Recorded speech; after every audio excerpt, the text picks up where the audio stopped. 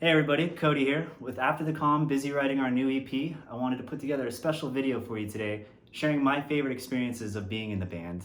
Before we jump in, I did want to give you guys a little bit of background information. So After the Calm started in 2014, but it took us about a year worth of writing before we started playing shows. In 2015, we had our first show, and we've been playing since. Now that we're in 2020, it got me thinking everything that's happened between now and then, so I wanted to put together a little video for you guys. These are my top 5 favorite moments of being in After the Calm. Kicking off at number 5, we have our CD release show.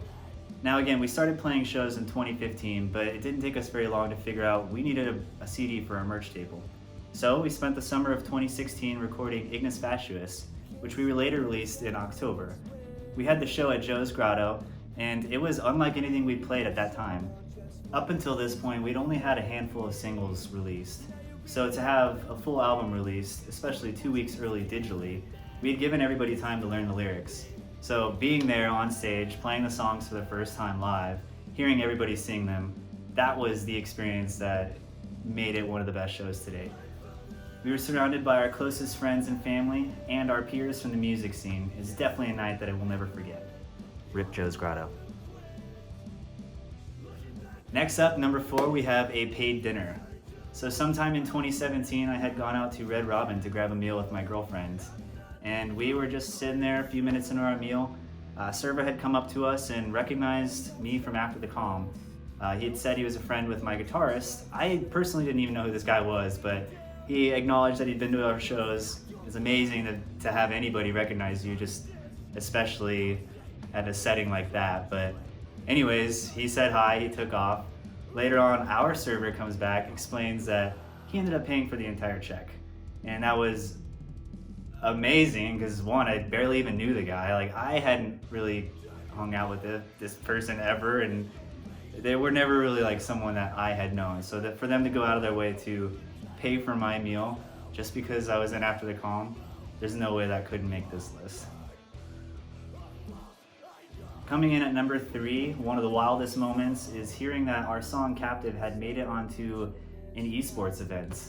To kind of back it up, we had released the song, and within about a week, we had a comment on our video saying that it had taken them 8 days to find out who we were. And so we'd asked for a little bit more information, but they said, hey, I discovered you guys at this StarCraft event I watched, season 3 of some sort of tournament that was going on. So he sent us the link. It's a 2.5-hour video. He gave us a timestamp, and lo and behold, the entire event was going on. During one of the random interludes, they took a break. They were showing some of the players on the screen, and Captive starts airing. It was right after a brand new Beartooth song, which was really nice considering that we don't even know how they got our music. They just randomly had Captive, and they put it side by side with Beartooth and played it at this event, so it was amazing. Definitely had to include it. Coming in at number 2, we have the Knockout Tour. So in 2019, we hit the road for the first time for an actual tour. We left for, I think it was a total of 10 days, 9 different cities total. But up until this point, we had a few weekend runs here and there, but this was the first real full tour that we had ever been on. As a band, this was a large growing moment for us, and it was a great experience to meet a bunch of people out on the road in just different states. Each night was an adventure on its own, creating some of the best memories with some of my best friends. We'd met some fantastic musicians and some questionable characters, but I think my favorite set of nights throughout the tour was the 2 nights that we had the same hotel room in Ohio. We had an off day, so we spent the first night in the hotel room, and then the next night we were going to be playing a show. So it was kind of like our own little home away from home. And one of the nights we ended up going out to Walmart as just the entire group. We ended up going our separate ways once we got there. Everybody got their own random food item and created our own little potluck essentially. I remember Logan had taught me how to play Magic on tour, and I ended up whooping his ass while enjoying a nice tray of veggies, so it's definitely a good time. And my number 1 favorite memory with the band out of all of our experiences is Vans Warped Tour.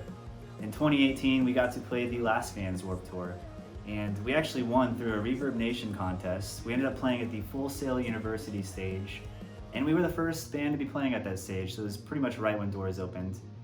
The good news on that was that everybody was hyped, full of energy.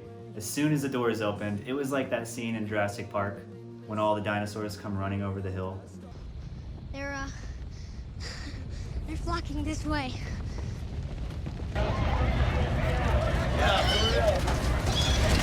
Jesus. It was just a wild experience.